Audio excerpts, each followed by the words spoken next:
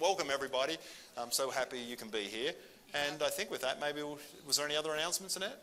No, I think we're good. No. So I think we'll just get started. If I can have my panelists come up and join me, Melissa, Dr. McCormack, Dr. Ingerman, and we'll just jump right in.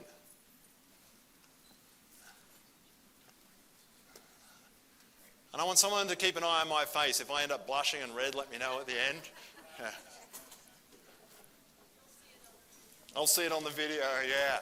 So just one thing while they're coming up. You'll see a little purple sheet of paper on your table. So I know it could be uncomfortable during question and answer for some, asking questions, but we'd encourage you, if you have questions and you don't feel comfortable with the microphone stating what your question is, feel free to write it down on the purple sheet of paper, just fold it in half, and then just pass them to the end, and then I'll just read them out on your behalf. So you're going to read them for me, Larry? Yeah. So yeah, if that helps, because you have a question you really would like to answer, because we have some fantastic panelists here, very well qualified on this topic, yeah, please just write it down, pass it on. So maybe if I could start with you, Melissa, could you just introduce yourself to the audience, who you are, a little bit about what you do, and yeah, why you're here for today's topic? Yes, thank you. Good morning, everyone. It's really lovely to be here. I want to thank you for inviting me and hosting this awesome conversation.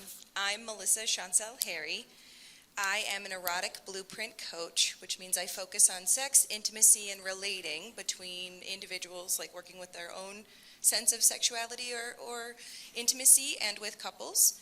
I'm also a death doula and a Reiki master. So I work with people in some interesting spaces. But ultimately, I believe that when we are more comfortable and clear and give ourselves the freedom to connect to ourselves and like have a sense of our own intimacy, it really adds to like the amount of life and vitality that you have. And so I'm one for pleasure is a birthright, and there's a way for that to exist in all of your life outside of the bedroom and beyond. Wonderful. Thank you, Melissa. Dr. Ingerman. Good morning, ladies and gentlemen. I'm Dr. Alexander Ingerman. I'm a board-certified urologist with over 30 years of experience. Could you just hold your microphone just a little bit closer, Alex? A little closer, okay. Yeah. My practice was a general urology practice, taking care of men, women, children. I had retired a few years ago, and currently I'm operating a home health agency, providing both home care as well as home health services to our community. Thank you. Dr. McCormack. Hi, I'm Dr. Marie McCormick. I'm a board-certified family practice physician, and then my other hat is I'm an administrator for Renown Health. I run the primary care group. So I try to herd cats, which is what I call my providers.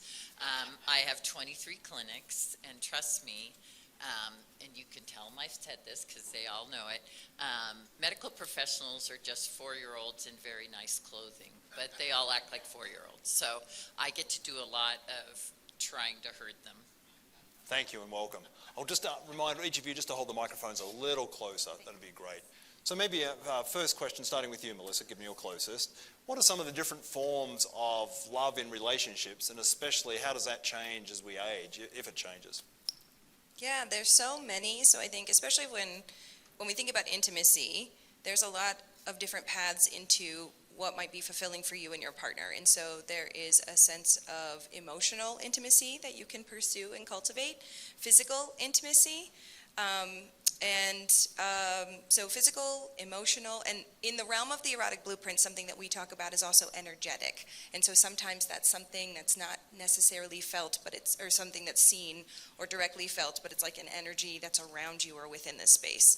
So intimacy can come in a lot of different forms, and it doesn't also have to always be romantic. It can be platonic. You can have a deep sense of love and affection for very close friends, and I think a lot of us know that community and friendships are what help us as we age. And so intimacy can mean a lot of different things, and there's a lot of different paths into it.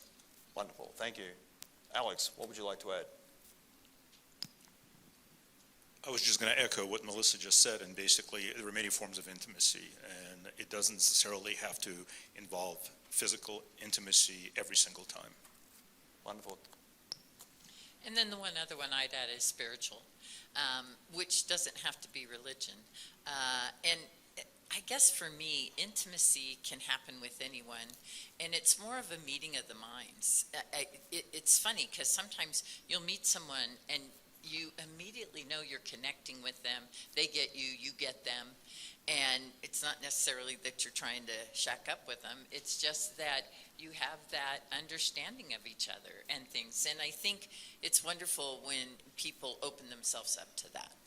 And then I love something that Melissa said. We did a practice phone call the other day, and I love this. She says we get one exciting and, how'd you say it? One wild and precious life. One wild and precious life, and you get to choose how you live it. And so I'm here today, and I'll be the reddest one up here. You had something you wanted to add? Well, I just wanted to credit Mary Oliver, the amazing poet. That's actually her poetry. So we just want to give credit to the amazingness that is Mary Oliver. Wonderful. So, Dr. Ingerman, what are some of the different tools and resources that help us if maybe we've lost connection with, whether it be a partner, a family member? What are some different ways that we can kind of reconnect? And I'm not talking sexual, just in general. You know, I think the most important thing is dialogue between the individuals, the partners involved in a relationship. I think as long as we're honest with our partners, letting them know what the issues may be, whether it's our issues, whether it's their issues, whatever the issues might be, unless you discuss them, you don't know they exist, and if you don't know they exist, you cannot address them. There are many ways of addressing whatever issues may develop in a relationship, both psychologically as well as physically. Marie. I can't emphasize enough what Dr. Alex said about dialogue. I think being a female provider, I take care of lots of females, and I always laugh when they say, do you take care of men too? I said, yes, in medical school they teach you about both men and women. And they said, but gosh, you have so many females. And I said, I think men are just not brave enough to come see me. And I said, so you need to tell your husband that I've been in medicine for 30 years. I've been married twice. And if they have something I haven't seen in that time, they need to come for my education. And usually then they kind of like break the ice and are ready. But I've seen it in my own practice. Wives come to me and say, you know, we just aren't intimate anymore. And one of the things about gentlemen is intimacy for them is the one time that they kind of lower all their walls and everything. And when you lose that in a relationship and you don't address it, women all think we know what men are thinking. We know why they're doing this. We walk in and they might have a frown on their face because the coffee pot overflowed or something, and I'm like, what did I do? Why is he mad at me? And so the problem is that as females, we tend to sit there and think, oh, well, he thinks I'm fat. He doesn't like my wrinkles, whatever. And more times than not, that has nothing to do with it. So you got to talk about it. Melissa, Bryce, could you just advance the slide because my clicker's not working? Maybe Annette, could you take that over and see if we could sort that out? There was one thing I was going to add. Yeah, no, please, yeah, no, I wanted you to.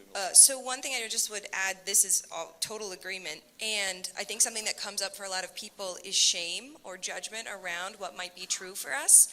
And I also think, I mean, I don't know because I'm one of the younger people in this room, but I'm already treated as if, oh, I'm sort of aging and there are things that just interests that will fall by the wayside.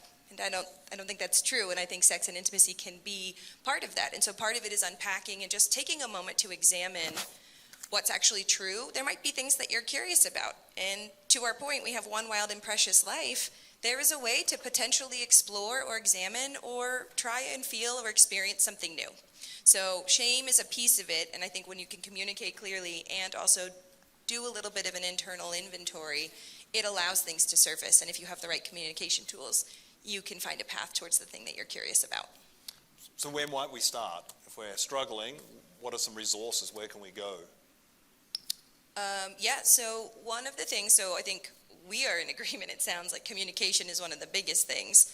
I think also having an idea around what state or stage you might be in. And one of the ways that I talk about it is that we might be in a place of resting, healing, curiosity, adventure, or like transcendental, right? So that's sort of a spiritual edge, the transcendental sense of intimacy or sex. But someone might be recovering from an illness, or your body might be changing and your mobility is different, or you're in a space where you're feeling really healthy and a sense of vitality and really curious, but your partner's in a different place. So a couple of things that I think are important is being able to identify or sort of consider, where is my partner and where am I? And being able to normalize that no one is broken, no one's wrong, broken, or needs to be fixed. Everybody is where they are for whatever reason. There's a reason we're all the way that we are. And a fundamental belief that I have is that there's no such thing as incompatibility, but you have to agree to that and believe that, and then work with each other to find the right paths to attune to both people's needs. Thank you. I think Melissa did an excellent job addressing a lot of the psychological issues that may interfere with intimacy. As a urologist, as a surgeon, I will address physiologic reasons as to why intimacy might be an issue for an aging person. One thing that no one can deny is the effects of age. All you have to do is turn on the television and see multiple commercials for treatment of erectile dysfunction, to a lesser extent, treatment for low testosterone in men. I have yet to see a commercial that addresses female sexual dysfunction. Not that it doesn't exist, quite the opposite. It's commonplace. And yes, certain things happen as we all age.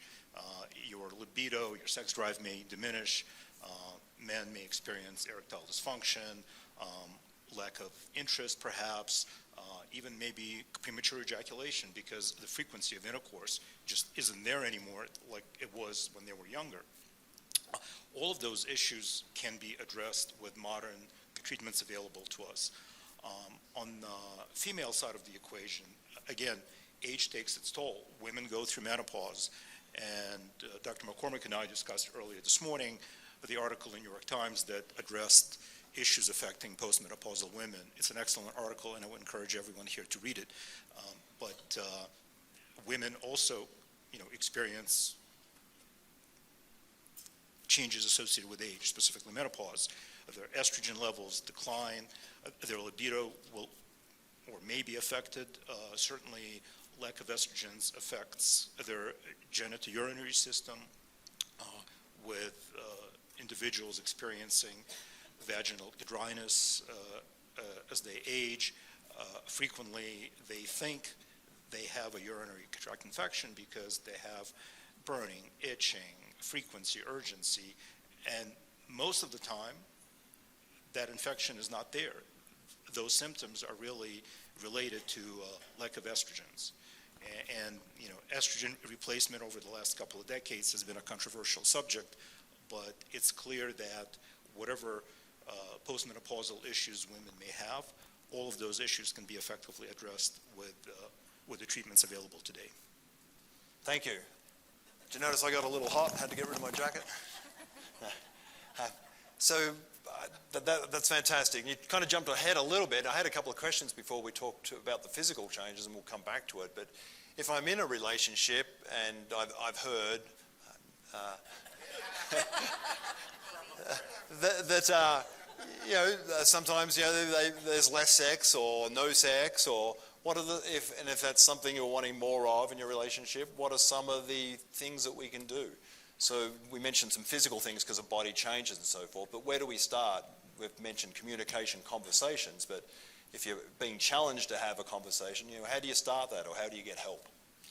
I think it's really important that we start from setting the rules in a level playing ground, that I care about you and you care about me, and so I'm asking this question because I care.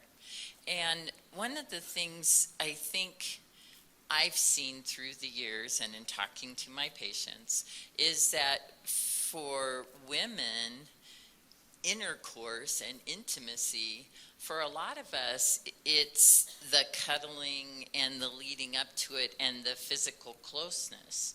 For men, as they have come through life, for them it's the actual orgasm and the ejaculation and things. And I think you can talk about how we can start to get back to being physical. You know, that can be a foot rub, that can be a back rub, that can just start to enjoy the way we've aged. You know, I don't know anyone. I saw a lady the other day on the internet, and she said, thank you for coming to hear me talk about aging. I've been practicing my whole life. I thought, oh my God, is that not the truth? And every day, you know, you sit in front of the TV, it's like, oh, this will take away crepe, and this will take away those hangy down arms and all that kind of stuff.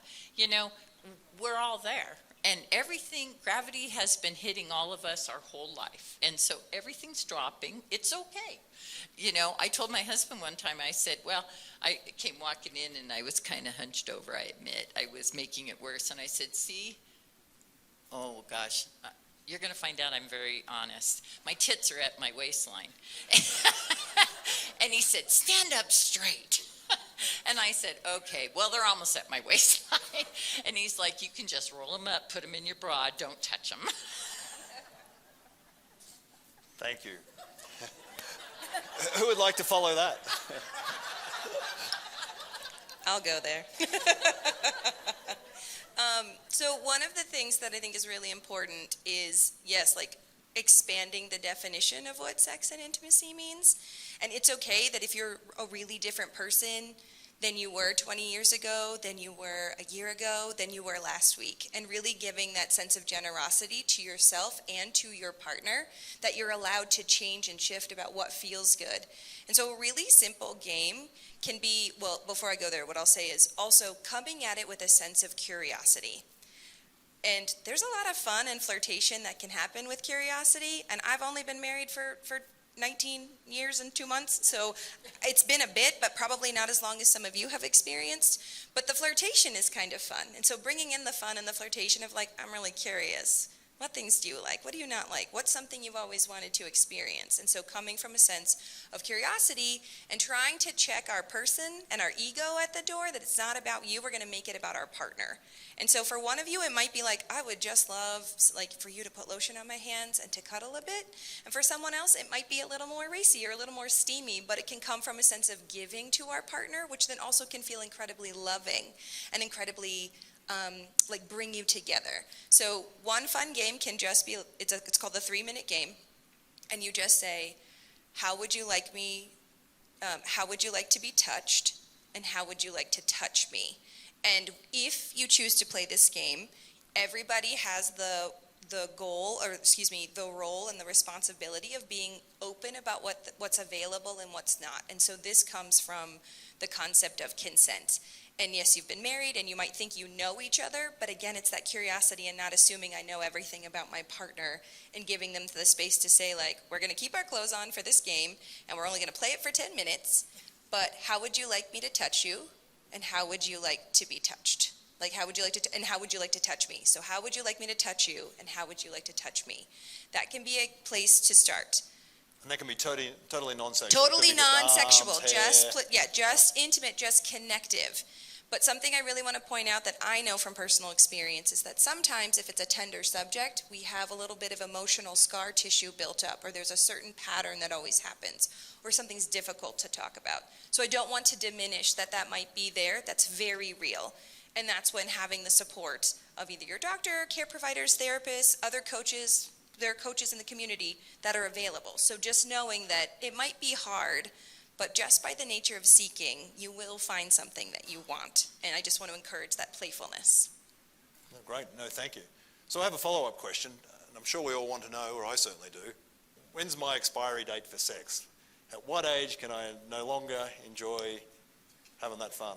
When you're 6 feet under. So at 90, I'm still good? 95? Look at, what was his name? There was an actor that had 2 children in his late 80s, And Tony Randall, yeah. And I was like, really? Interesting. Now I realize there's ways that they could have had that happen and things, but I'll bet he did direct deposit. So what about my female partner then? What's her expiry date?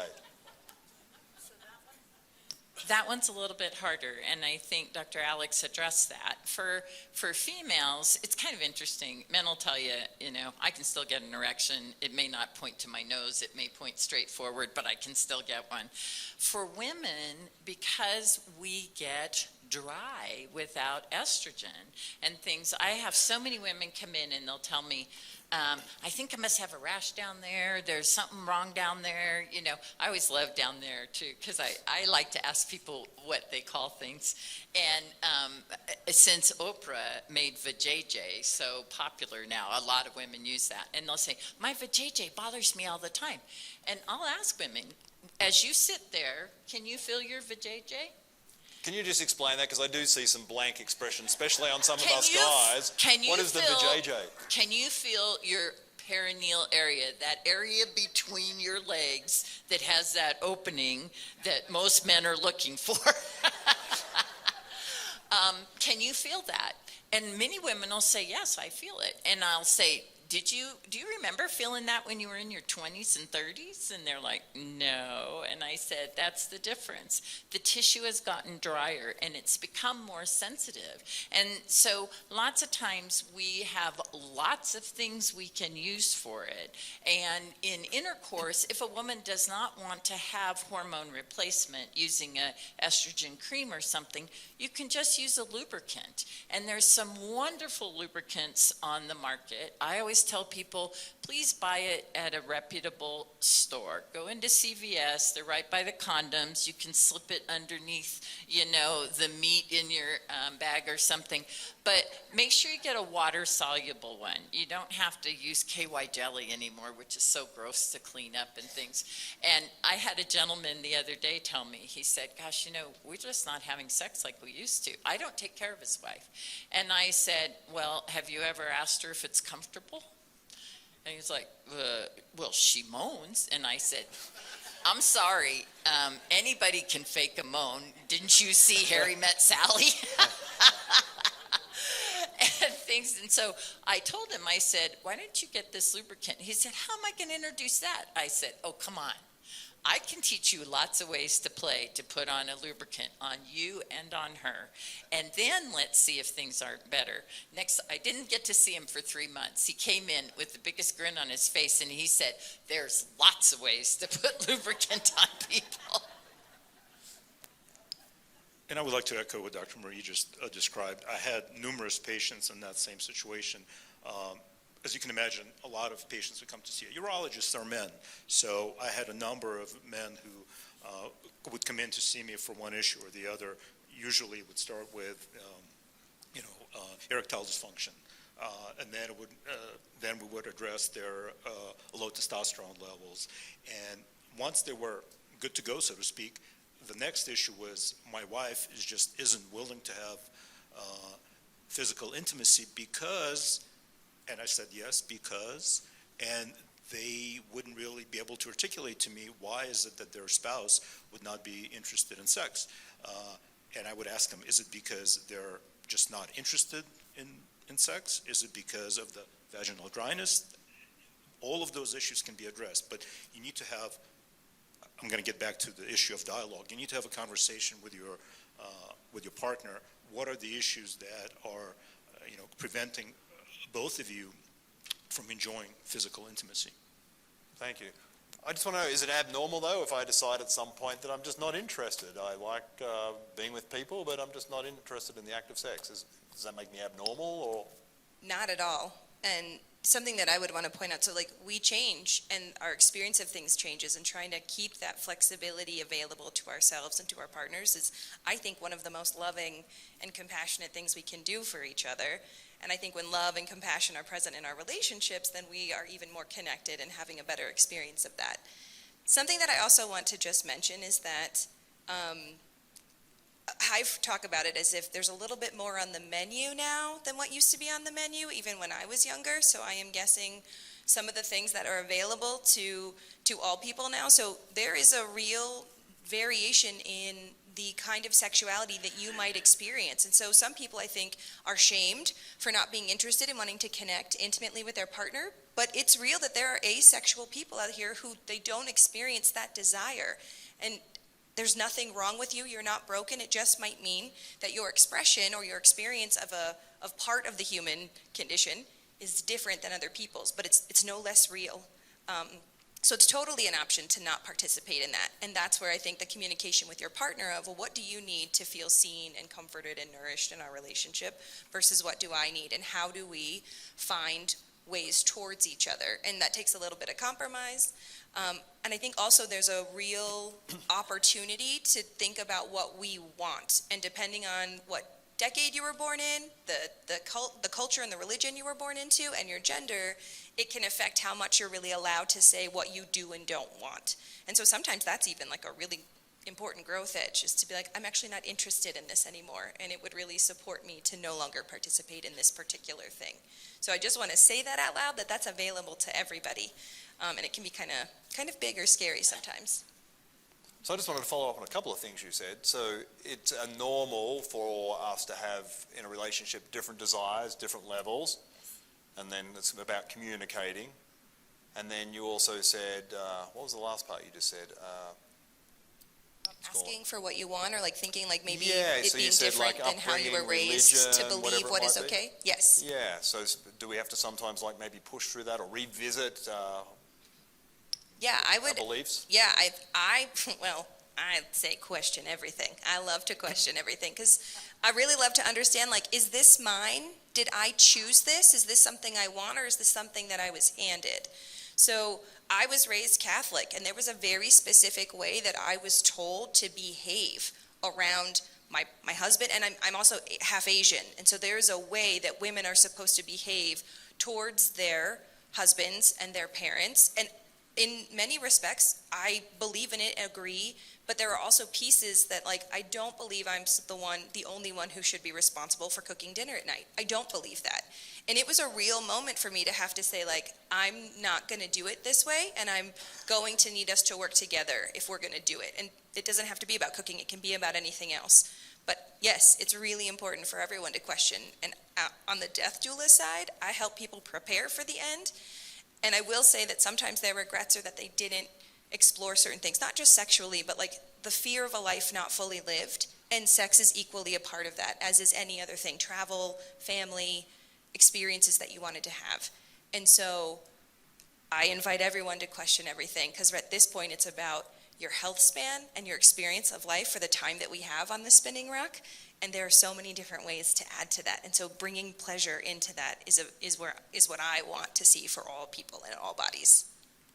That was powerful what you just said. Out of fear, though, we regret on our deathbed, Yes. and we didn't do the things probably because of some sort of fear. Yes. Yeah. And it's okay and it's real, and it's more about like what's true and what am I afraid of, and is it if it sticks, you're like, nope, I believe in that. Even if I'm a little curious, I don't believe that's the best path for me. But there's something really powerful in being like, this is the time I have left. What's true? Yeah. Oh, thank you. What did we want to add? The other thing I would add, I think for some women who may have been very orgasmic as young women, with the lack of estrogen and changes in our bodies and things, some of us don't have orgasms as we get older, and that's okay. You can still participate in intercourse and things, and I always say get a good back rub out of it, whatever it takes, but I think the thing that's important is that you're honest with your partner, because especially since drugs for erectile dysfunction came out, things like Cialis and Viagra and all those other things that are out there, men can have an erection for a very long time, and you could end up with a forest fire down there before you're gonna, because they think they have to keep going till you come. And for some women, that's not going to happen. And so being honest about it, I still enjoy the intimacy. I still enjoy us being close. I love the back rub I get and all that kind of stuff. But don't wait for me to orgasm for you to orgasm. And being honest, I mean, this is your partner, and this is the most intimate thing you're ever going to share with someone. This should be the person that you could tell that to. You brought samples for everybody, all the guys out front. Is that right? I thought Alex was bringing it. Thank you. Just a quick comment. Years ago, one of my nurses asked me, this patient is calling and wanting a prescription for, I don't remember, Cialis, Viagra, whatever it was. She asked me, what flavor do you want to prescribe? Implying which dose I wanted to prescribe. And I said, without blinking an eye, passion fruit. Please, Melissa. I just want to add one thing, because I think what's interesting when it comes to the realms of sex and intimacy is that sometimes we don't know what's possible, like we don't know what we don't know. And so if you're not familiar with tantric exercises, which is very spiritual and meditative and breath-oriented, for those of us who experience challenges when it comes to orgasming, whether that's just an emotional block, a physical block, or estrogen-related, Tantra and breathwork is a real space that can change your physical sensations of your partner. And so it is, I have seen clients have an orgasmic experience just from breathing and eye contact and some light touching from their partner. So I just want you to know, there's a lot that's possible, and sometimes we don't know what we don't know. And the other thing is that as women, I have had a lot of clients, because these two doctors are doing it right. They are listening to their clients and attending to their needs. But I have had a lot of clients mention, for my female clients, well, my doctor told me pain was normal, and my doctor told me to just get used to it, or my doctor told me to just stop having sex. And I think we can all agree that that is not an appropriate or acceptable response, and we are not accepting that. So I want to encourage you to seek other medical providers, and we have two great ones here on this stage today, and they also have a great network of people. So if you're ever getting just deal with it or pain is normal, I would encourage you to ask for more. So on that, where do we go if we are struggling? You talked about as we age, whether it's erectile dysfunction or whether it's lack of estrogen. If I wanted to explore that, where do I start? Who do I go see? Do I just go online and Google and order something online from Amazon, or where do I start? I would encourage everyone to stay away from Dr. Google's office. I think after you've had that initial dialogue with your partner, I think the next step is to see your primary care physician, because your primary care physician can be an excellent source of information. Certainly some primary care physicians have both the inclination as well as the time, which is quite rare these days, to address these issues for their patients. And even if they can't, they can always refer appropriately to a specialist, whether it's a urologist, a gynecologist. Like I said earlier, there are solutions to just about every single problem that may impact intimacy in an older individual. So isn't the doctor going to be embarrassed? I go in and I start talking about my sex problems? Some of them are. I can tell you, it was interesting. I was just talking with another physician who's about 15 years behind me in her training. I didn't go to med school till late. It took me a while to figure out what I wanted to be when I grew up. And so I was telling her that we had 2 lectures on sex, and both of them were a film related to showing how the physiological changes that came with sex. Nothing about foreplay, nothing about let's make sure everybody feels good and all that kind of stuff. She said that she went to school in the Midwest, and she said, I only got 1 lecture. I said, you're 15 years behind me. We haven't gotten any smarter. Come on. And so I agree with Dr. Alex. I would stay away from Dr. Google, and I wouldn't order stuff from Amazon. I've got to be honest with you. I worry sometimes when people bring things in. I had a patient one time bring me something. Oh, I got this in Mexico. It works really great. And I said, oh, and it's got eye of the newt and hair of the dog in it. And, come on. I think you have to talk to professionals, and professionals need to become educated to talk with you. I'm happy to say we are getting more and more urologists in Reno. If you're here in this area, we actually just hired the first 2 female urologists who see men and women. I love that. And then gynecologists also. We have both male and female gynecologists, depending on what you're the most comfortable with talking to. It was interesting. I had to send one of my patients to a male patient to our female gynecologist, or excuse me, female urologist. And he told me, he said, I was so nervous walking in there. I thought, oh my God, how am I going to tell this young woman who looks like she's about 14, all about my problems and things. And he said, but she made me so comfortable and pretty soon he said, I just felt like I was talking to my friend. And that really is what it has to be. I think we build a lot of it up in our heads. I've had people ask me and tell me things. I turn red. Sure, I turn red. Or I'll say, I've never heard that. So let's find out about it together. And then I love that there's people like Melinda who are here to coach us in intimacy. I admit, I too was raised Catholic, and I had a stepmother that couldn't put sex in a, all together and sound it out. So I had no education about it. So I got my education from Rip and Thrust novels. You know, those ones where he ripped her bodice and thrust his manhood and things. I have never in my life experienced a rip and thrust, gotta admit it. So evidently there's none of those in Reno. Or not in my group. So you can read books and all that kind of stuff, but I think learning some of the things that Melinda has to offer and these kind of talks introduce you to that kind of information. You know, I can tell you I'm going to be going and getting a book on tantric breathing. Being curious. Yeah. So what advice would you have for those who are single and are perhaps interested in having intimacy with someone else? Maybe they're already with someone new or thinking about it, but are kind of hung up on upbringing, religion, my past spouse who's no longer with me.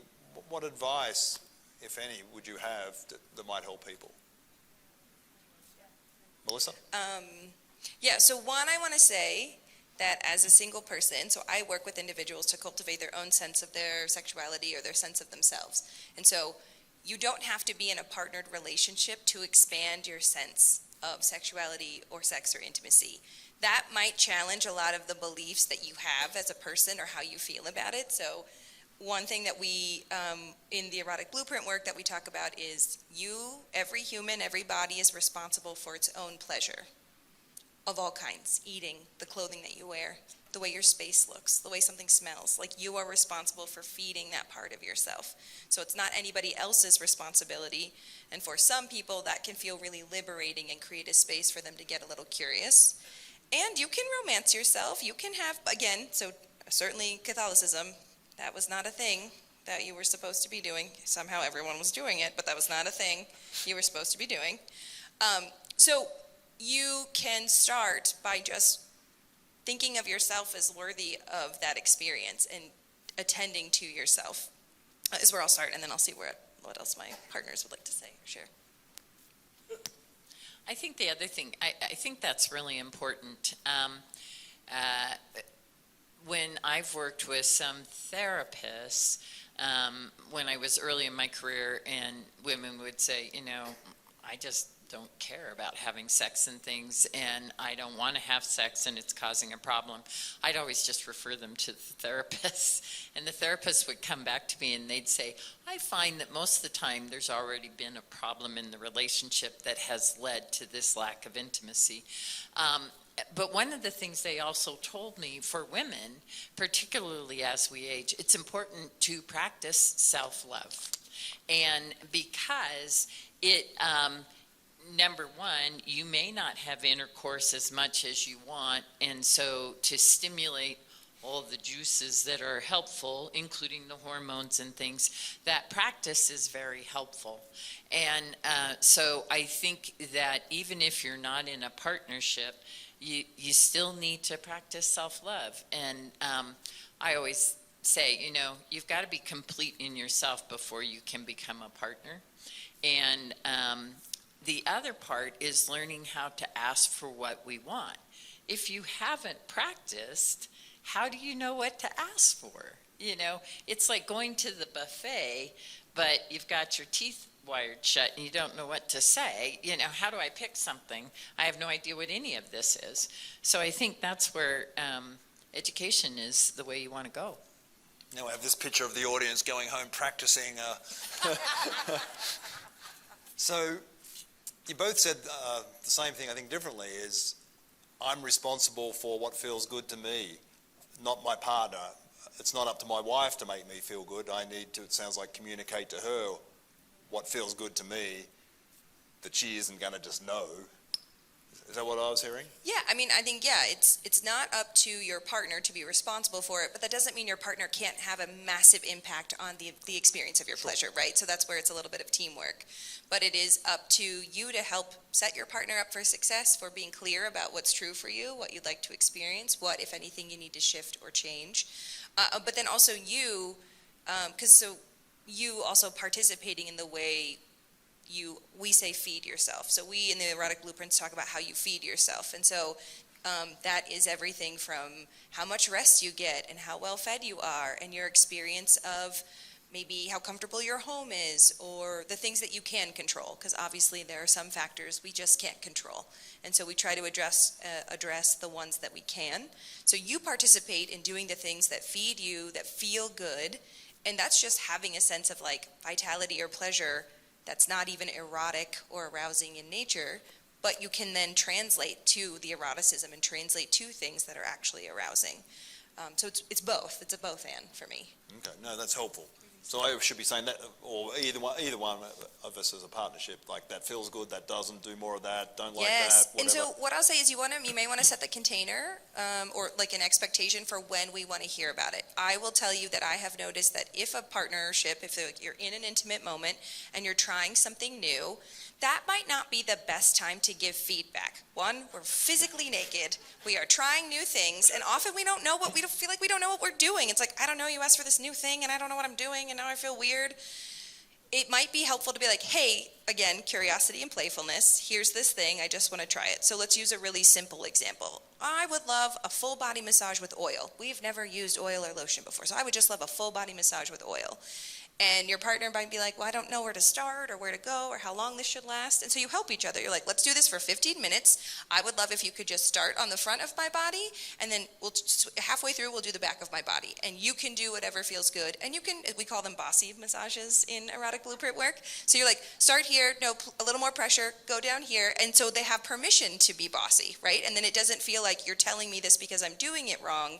You're telling me this to help me so I can understand. And now we're both curious about what actually feels good. And so after 15 minutes, you've done the exercise, and then in a different moment, so maybe you get dressed, maybe you're cuddling, then it's like, how was that for you? How was that for you? So not in the moment. It can feel very critical and vulnerable if we get feedback right away. So that's what I would offer, I guess. No, thank you. I'm looking at that wherever she went. We've got to get massage oil on the way home. I love the sound of this. Now I've lost my train of thought. One other thing I would say, you've probably seen it. I remember exactly the first time this was introduced to me. But when you assume, you make an ass, A-S-S, out of you and me. And that is so true. When you walk in to anything, making assumptions about what they're thinking, what they're experiencing, it's not going to be as good as it could be if you ask questions. And it's okay to giggle. It's okay to feel uncomfortable. It's okay to turn red. Hopefully, if you've been with this partner for a long time, they'll giggle along with you. And I always am interested when I have patients who lose their partner and then have a new experience. And I had a lady who I'd known for a while, and she and her husband had been married 30-some plus years. He passed away rather suddenly we had no idea this was coming. And then her life really had to change. And so she decided to go move closer to her kids, which was over in Stockton, and she was going to live in a senior living environment and things. And she came back to see me about 3 months later, and she said, "Don't ever move someone into a senior living." And I said, "Why?" And she said, "Because the people that are there don't remember what they've already told you, and they tell you the same thing over and over." I mean, this lady was very vital. She was still working at 84. So at Christmas time, I got a note from her, and it was a card, and it was from down in Mexico. And she said, "But every once in a while, there's a rose among the thorns." And she says, "And I found him, and we're traveling the world together." I haven't heard from her since. I don't know where they are now. So on that, that's a good segue. So for those who are in a new relationship, a new partner, and are having challenges maybe introducing it to adult children, grandchildren, any advice? Or maybe I don't want to be in a new relationship because I'm going to have to face the family and tell them about my new love interest. This is where we say you have one wild and precious life, and you are a whole and complete human despite the expectations that your children or grandchildren have for you. You get to be a full and robust human. You get to fall in love as many times as you want. You get to enjoy the fruits of your body and someone else's, that is available to you. I'm not saying that conversation is necessarily easy, and that might challenge a stereotype that they are placing on people as they age. But that's literally why I'm doing some of the work that I'm doing, because I see it happening. I'm like, oh no, we're not doing that anymore. No. So you get to have that full life. Will it take work? Is it about the communication that we talked about before? Sure, you have an intimate relationship, emotional relationship with your children, and it's hard to bring in a new person. But that is available to you, and you have every right to have that. So it might take some support, it might take some coaching and some communication, and it takes more than one time sometimes to introduce these concepts. And so not just giving up and acquiescing because it's hard. So that's my belief. I'm sure you two have something to add. When I get asked about that, I always ask them, did you like every person your daughter brought home or your son brought home when they were teenagers? And most of the time we didn't. There was something, because we think our kids are so perfect that no one's good enough for them. And so I tell them, I said, did they listen to you? No, they did what they wanted to do. I'd say, tell them payback is hell. And I'm going to take care of myself in this precious life I have. And I want to live a wild and exciting life, and this person fits that. I think we end up having sometimes people later in life decide that they really want to go into a same-sex relationship. I laughed one time. I was talking with my sister-in-law who worked with a bunch of teachers, and she said that two female teachers had started a relationship. And she said, I know why that is. I said, why? And she said, because women know how to make women feel good. And I said, women who want to feel good learn how to tell that to anyone who can help them to feel good. Yeah, sexuality is fluid. So just to point that out, that was not a concept that was available to me even 20, 25 years ago. So your interest, who you're attracted to, it's totally normal for that to shift or adjust. It's also totally normal for it to never change. There is no normal. It's just about your experience. One comment I wanted to make from strictly a medical perspective is that whenever you're contemplating a new relationship, you have to be absolutely honest with your prospective partner. I think it's important for you to discuss your past sexual history. I think you need to address the possibility of sexually transmitted disease. I think it's imperative for both you and your potential new partner to be tested, because frankly, neither gonorrhea nor syphilis are the real issues in today's day and age. We have effective therapies, but things like HIV, things like hepatitis, and yes, hepatitis B, a lot of younger individuals are immunized, but there's no such thing as a vaccine for hepatitis C. And of all the forms of hepatitis, hepatitis C is probably the most deadly hepatitis, leading to liver failure and ultimately death, unless you have a liver transplant. So that's the only comment I wanted to make in reference to considering a new relationship. No, thank you. And that segues into the next question I had. I'd heard this rumor that in the senior communities you'd mentioned, Marie, that sometimes a little more gets happen. We find our new self and we kind of explore a little bit more. I've just heard rumors of this. So that kind of fits into what do we need to know as far as... I think we have to be careful. I think it's kind of interesting. The Task Force on Preventative Medicine now has asked us as primary care providers to test every patient for HIV disease. I thought, and every time I bring it up, the women always say, I've only had sex with just my husband. And I always say, and he has had sex with... there used to be a poster out there when HIV first became such a big deal, and it had two people in bed, and then down below it was like an ocean with all the people that everybody else has had sex with. And that's the problem. And so I always tell people, figure out how to use condoms. There's all sorts of condoms. I don't know if they're all as pleasurable as the box says it is, but you could go ahead and test that. But you need to be using condoms. Even though you don't have to worry about getting pregnant, there are many diseases that are the gift that keeps on giving, such as HIV disease, such as herpes, such as hepatitis C. There's treatments for hepatitis C. There's treatment for HIV disease. Hepatitis C we can cure, but HIV we still can't cure. We can help you to live and long enough that you die from your heart attack like every other American, but because we eat too much fast food. But that's my one primary care plug. I had to get it in. But so just realize that there's lots of diseases, and the other part is maybe going and seeing your primary care provider and asking for an exam to make sure everything is okay down there, whatever you want to call it.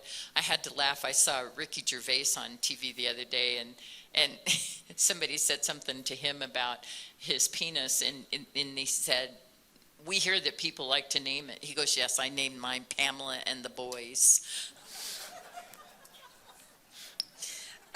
So just to bring it home, like STIs are growing more quickly in the upper generations than they are in other ones. So we're not saying this just like, oh, it's a good idea to be careful. We statistically have data that because of nursing homes and proximity and just things, it's growing in the older generation. So it is something you want to take seriously. What it means to participate in having a healthy sex life means getting tested regularly, disclosing to your partners. And so that might be a really different shift on how you've managed your health, your own health care up to this point. And then using condoms outside of, using condoms with all partners. It's an idea of respect for your body and the other person's body. And another thing that's sort of shifting is that it has been growing in popularity to maybe participate in activities or relationships with more than one person. It is known as polyamory.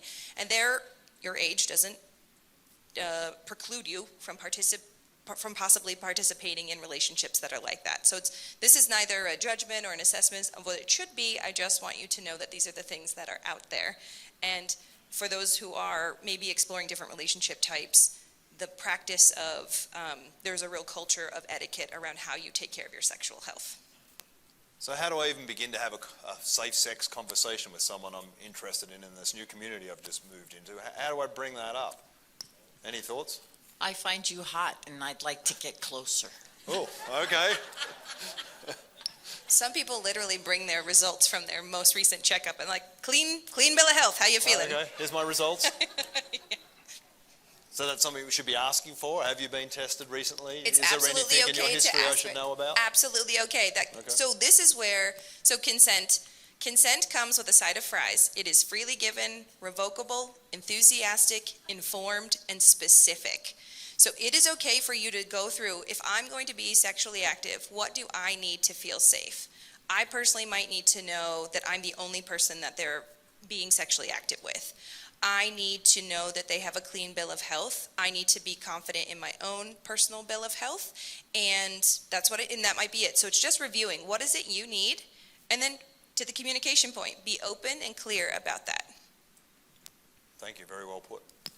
If I may make a comment, I ride motorcycles. So the motto of a motorcycle rider is all gear all the time, right? Mm-hmm. So regardless of the clean bill of health, regardless of the test results, you still have to use a condom.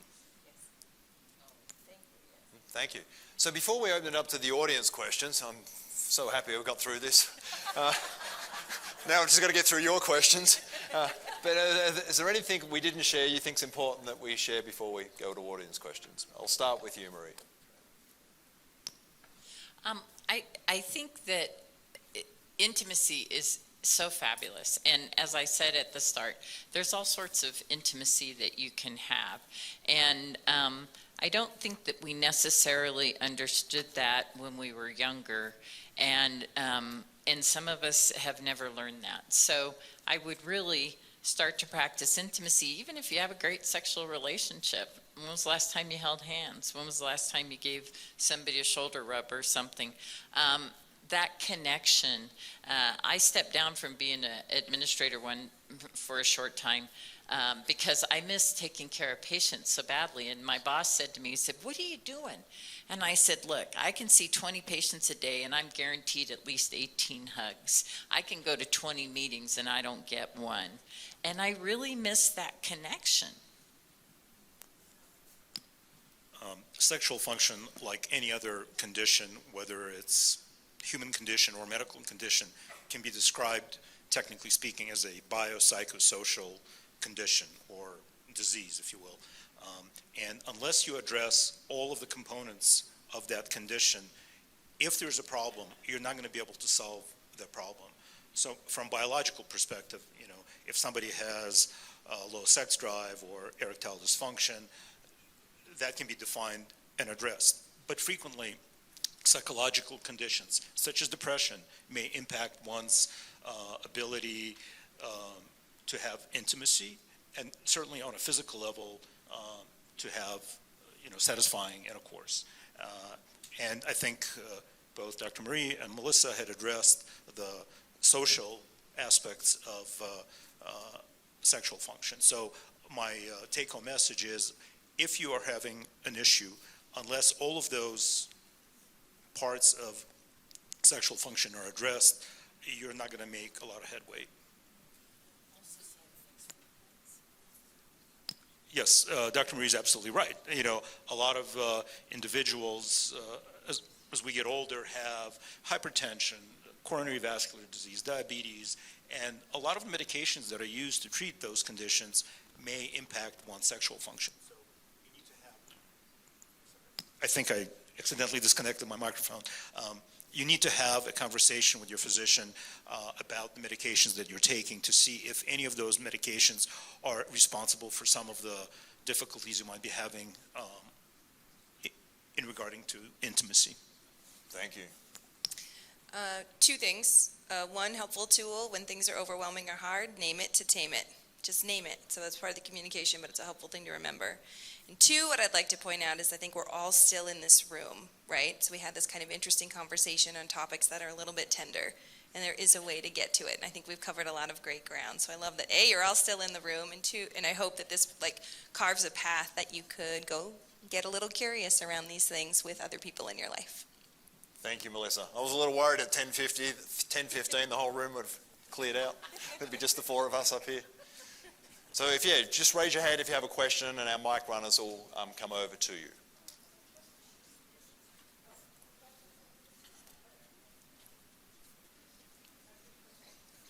This might be a really short Q&A today. Again, I'm happy to ask on your behalf if you just pass those purple sheets down. Good morning, and thank you for your openness and your candidness and so forth this morning. I've enjoyed the discussion. The title of the original day today included shacking up, and I haven't heard anybody talk about shacking up and its ramifications for seniors, or its whether you advise it or don't advise it for whatever reason. And I'd really like to hear a couple of comments about that. Great question. Thank you. Are you talking about the legal aspects of shacking up or the physical?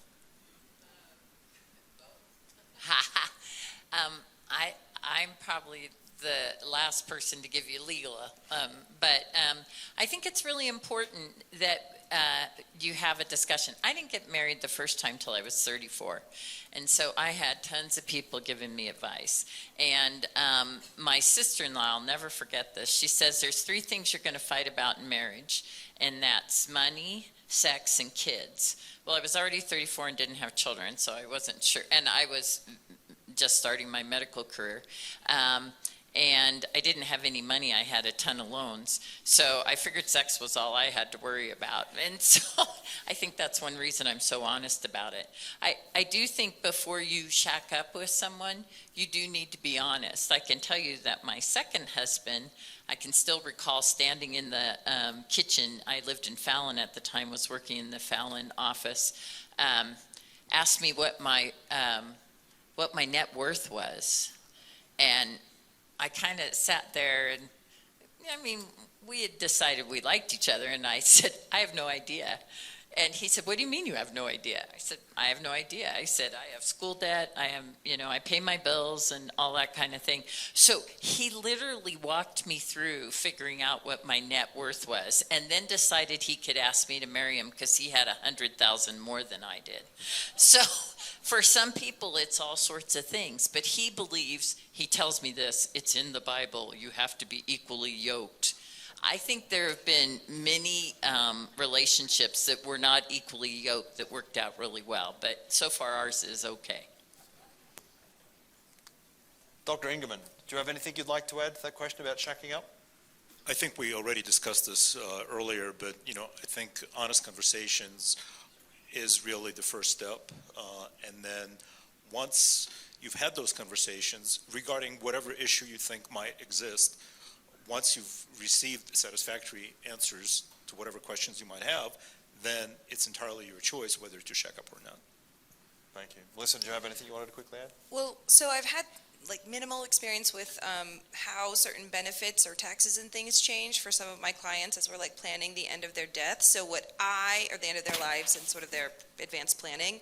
I would just really recommend that if there were policies and things that were associated with your partner who is no longer with us, that you just need to do the work of being informed and know what you need to know. And if you need to consult an advisor, please do that, because these kinds of things do change or have an effect. So just know. And the other thing that I would say is that, culturally or in the past, I think it was if we're going to remarry or we're going to move in together, we just sort of merge, and that doesn't have to be the case anymore. And so you can choose to participate in a new relationship in a different way than you might have in a previous one. And I think it's knowing your clear boundaries, what is my situation? What do I need to do to take care of myself? And how do we talk about this in a way that we agree that this works? So just do the work of knowing the information. I know it's really overwhelming, but there are many professionals out there who will be happy to help you so that you can make an informed decision. Thank you. And I would just add from the experience Annette and I have working in real estate and helping clients who are downsizing, moving and so forth, we've come across a lot of unfortunate situations where people have remarried but haven't gone back and looked at their trusts and wills, and then someone ends up cut out, or implications with adult children, or fights because things aren't clear. So we would just recommend go talk to your attorney and get advice as what could go wrong based on what we have in place now for both sides. Where's my mic runner? Are we on this side? There were 2 questions there and one over here. Question here, and then I saw a couple of hands over here. Kim, yep, you're on it. Good go. Yes, please. Dr. Ingerman, would you please discuss ED as far as various treatments? Briefly describe them, please. Thank you. Absolutely. So as you probably realize just by watching TV, erectile dysfunction is exceedingly common. Going back 30, 40 years, there were very few options. There were medications, pills that were ineffective, and there was the surgical implantation of a penile prosthesis. In the mid-'80s, there was a development of a technique of injection of a vasoactive medication directly into the penis, but as you can appreciate, even though that technique is still exists and is available, there are very few men who are willing to consider that form of therapy. Introduction of Viagra in 1998 was really revolutionary because it made correction, if not complete resolution of erectile dysfunction, very easy. All it meant is you take a pill half an hour to an hour before anticipated intercourse. And then since then, other medications have been introduced with various duration of actions. So for example, Cialis, not too long ago, was known as the weekender. Why? Because the medication lasts in your bloodstream for 24 to 36 hours. So timing of intimacy, intercourse was less crucial with something like Cialis. All of those options still exist today. There are options that are totally non-pharmacological and non-invasive. This is, and what I'm referring to is a vacuum erection device. You don't take a pill, you don't inject any medication in the penis, you don't have surgery. Basically, you apply a cylinder over the shaft of the penis, and you use vacuum to create an erection. And in order to maintain it, you use a rubber band at the base of the penis. So that is a non-pharmacological, non-surgical, non-invasive way of having a functional erection. So just going back to the pill, do I just order that on Amazon? Do I come and see my primary care physician? The Viagra, the Cialis that you mentioned, how do I go? This sounds good. I don't know about all weekend long, but as we discussed, I would discourage you from ordering medications from pharmacies that are not reputable. I think the best thing to do is to go see your primary care physician to make sure that it's safe for you to take, let's say Viagra or Cialis or Levitra, which is another alternative. Because in some rare instances, there are some very solid counterindications to taking those medications. For example, if someone has cardiac disease and is even occasionally taking nitroglycerin for angina, you should not be taking Cialis, Levitra, or Viagra, because you don't know when you're going to have chest pain, and you don't know when you're going to need to take that nitroglycerin. Thank you. Did that answer your question? That help? Over this side. Oh, Alexa, you have a question. No, I don't. I'm taking over for Kim. Oh, okay. I was excited to hear what your question was going to be. Hello, this is for the doctors, or all three, if you can.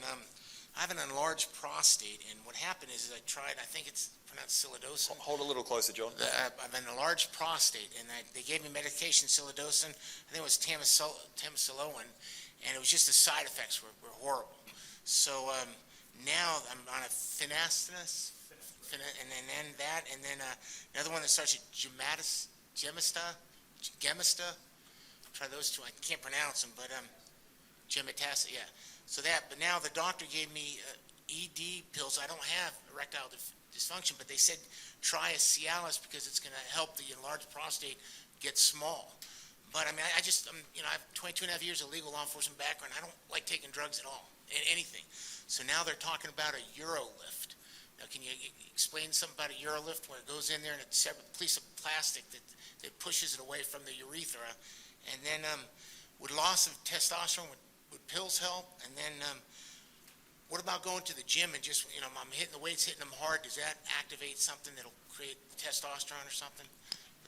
So there's a lot to down, unpack John, there. your first question sounds very specific. Maybe come up and talk to the panelists at the end. So, but testosterone, you touched on it earlier, Alex. Yes. So could you just expand a little bit more about that? So let me address some of the questions that you asked in order.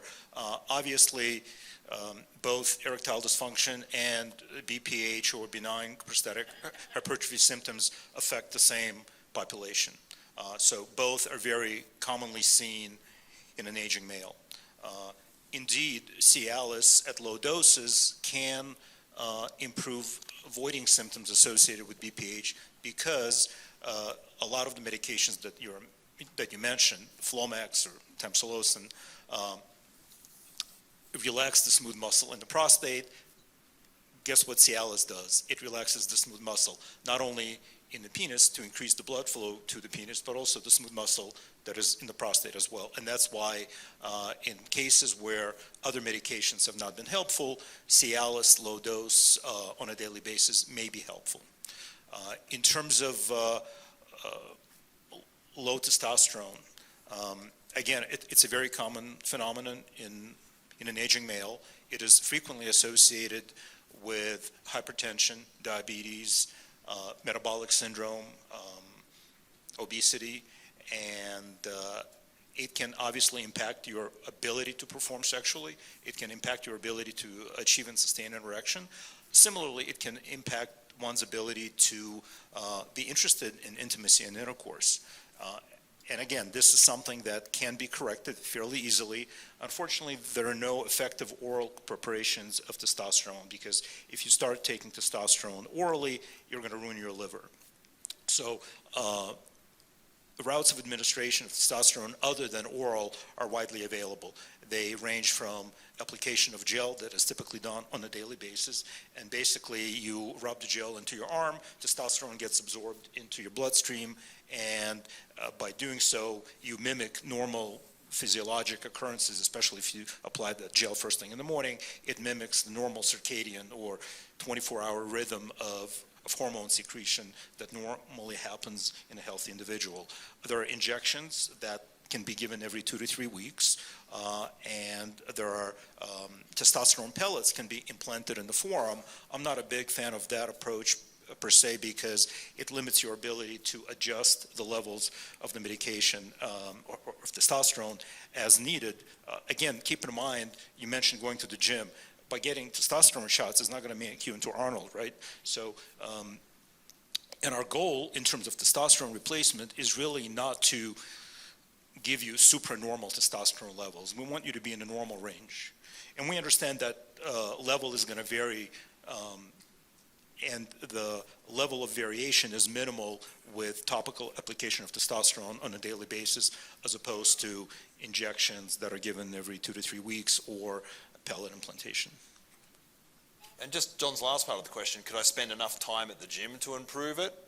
If I did an extra 4 hours No matter how every day many at the gym, is that... hours you spend in the gym, it's not going to improve your testosterone. Okay. Now, Thank one thing I will tell you, though, is if you are active, if you lose weight, it will help to control your hypertension. It will lower your cholesterol. It will lower your risk of coronary vascular disease, and quite possibly it's going to improve your sexual function as well. If for no other reason other than addressing all of the medical conditions I just listed, as well as just making you feel better. Thank you. Do we have any questions on this side, Chris? Up, down the back? Do we have any hands on this side? Just so... Thank you, Alexa. Any other questions on this side of the room, just so Chris knows where to go next? What about on this side? We're on our last... hang on one sec, Jim. We'll come back to you. I just need clarification on, it says workshop Medicare. What you need to know is the same date and time as that's on this workshop. So I'm a little confused because I'm very interested in That is an error. We switched days. The Medicare workshop is in October, and the September one is on senior living options. I apologize for that error. The handout that you have regarding aging in place, that is our upcoming workshop next week. The Medicare workshop will be in October, the week after October seminar, if anyone has that date. I don't. Okay, thank you very I much. apologize. So the evaluation Is says incorrect. Medicare? The evaluation is Medicare. That is, the dates were switched. The Medicare is an October workshop. Okay. Our workshop next week is on aging in place. So just to be clear, the date is correct on the evaluation form, It's the wrong just title. not the topic, Yes. wrong title. So the title should say Oh my goodness. Aging in place. The handout you have, the workshop white sheet, that is the correct workshop next week. The title on the yellow form is incorrect. I yeah. apologize. So if you wish to attend, still check the yellow box, and we're all good. Do we have a question? Jim yes, here. Jim. Oh, that Jim's was your the same. question. Oh no. Thank you, Jim. Any other questions? Do you have one, Joe? Yes, over here, Alexa. One second, we'll get a mic to you. Okay, yes, I was wondering if it's okay if my darling wife of 58 years and I go shack up somewhere. I think that's a great idea, Joe. Are you asking for recommendations? My legitimate question, I hope, is I heard a hint of improvement in urology around Reno. Boy, I see some nodding heads. I found it almost medieval, and I know the background, sadly enough. But if you go to Urology Nevada and you don't like your doctor very much, you can't switch to another doctor. And boy, I've got a lot of four-letter words. I have to think about that. So call what's improving? Call 982-5000 and ask to see 982-5000 and tell them you need to talk to the urology office. And we have 7 new urologists in Reno. And they answer the phone and they answer your questions. Because trust me, as a provider, I've referred over there. Excellent surgeons and excellent urologists, they just can't pick good office staff. That's their problem. And you aren't taught that in med school or in residency, so it might not be their fault. Can you repeat that number, please? 982-5000. That's the main number to call Renown to make any kind of an appointment, and then it's a phone tree, I apologize, but that's the world we live in, and you just pick what you're looking for. So do I need a referral? I guess it depends on my medical plan. It depends on your medical plan. Most medical plans now, if you're a Medicare age, you don't need a referral. Now, the provider may ask for a referral because they want to know who to send the notes to. If they're good, they better ask, because my patients are my children, and if I don't hear back from my specialist, I'm not very happy with them, because lots of times I'm their interpreter. And so I make it very clear to anybody I send patients to, I expect a note back. Thank you. Can we get a microphone over here, please, Chris? And while we're doing that, we had a question over here. When is the Medicare? I have to look at the calendar. I don't know. It's the week after. What's our next seminar? October? It's the week after October that. 17th. It's the week after Oh, October. the week after, 24th. The 24th of October.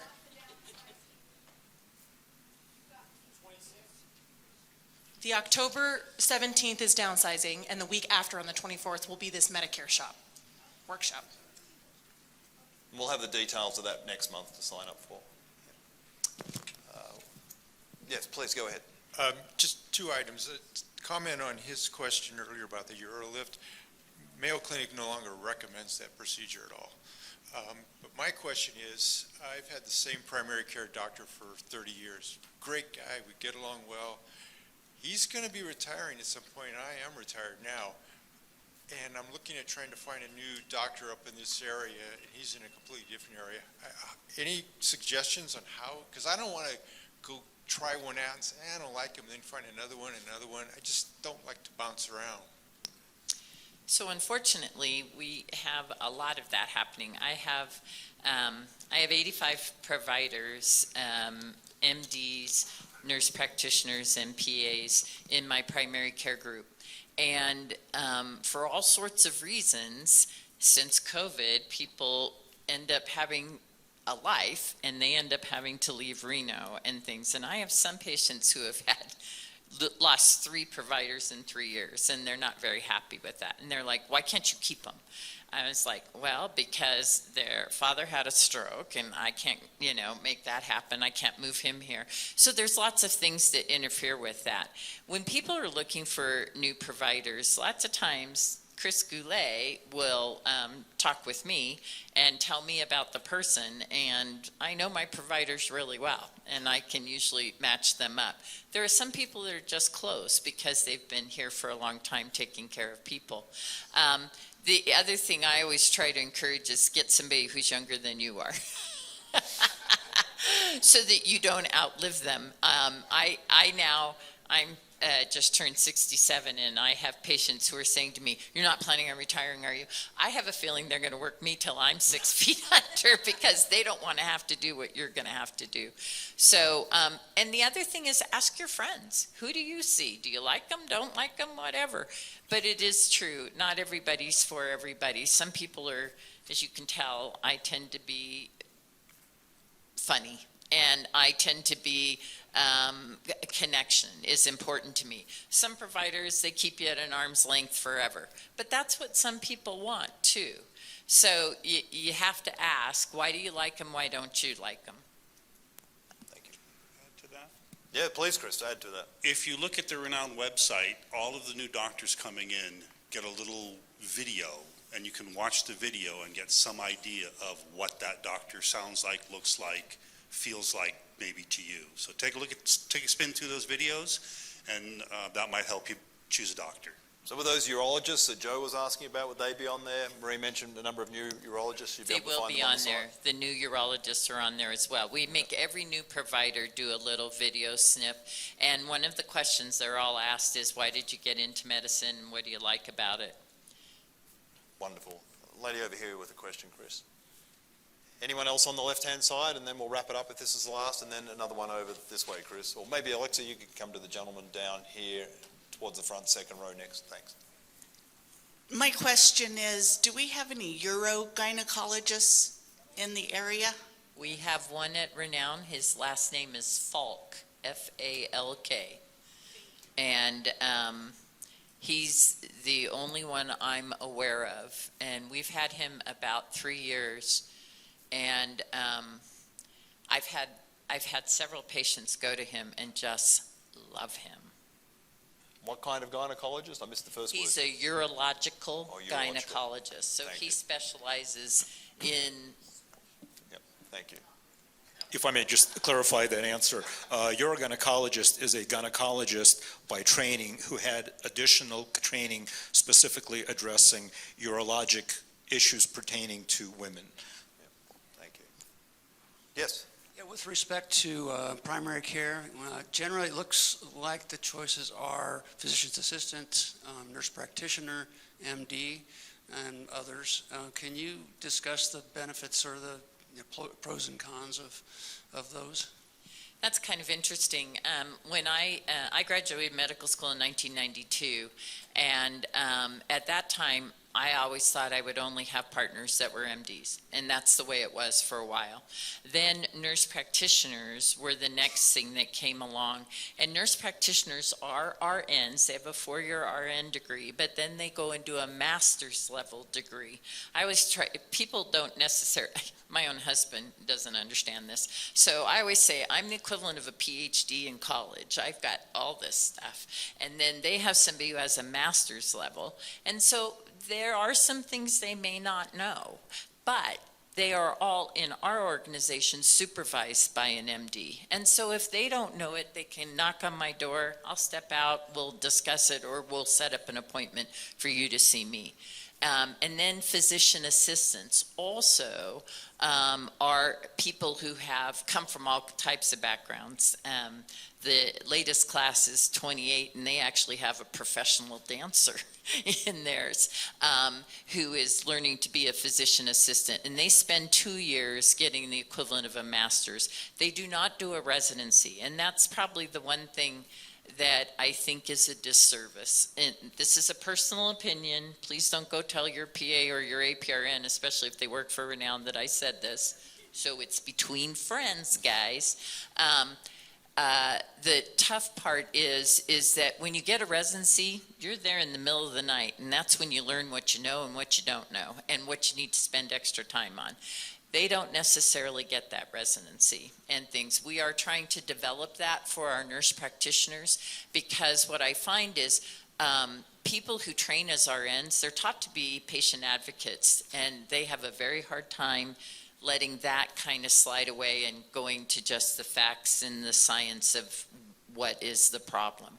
And so we are developing a type of internship for our APRNs. Now, that being said, I have some spectacular APRNs who've been at it a long time, and they know it. And they know what they know, and they know what they don't know. And if you have a problem that they don't know, they know how to ask for help, or they use referrals.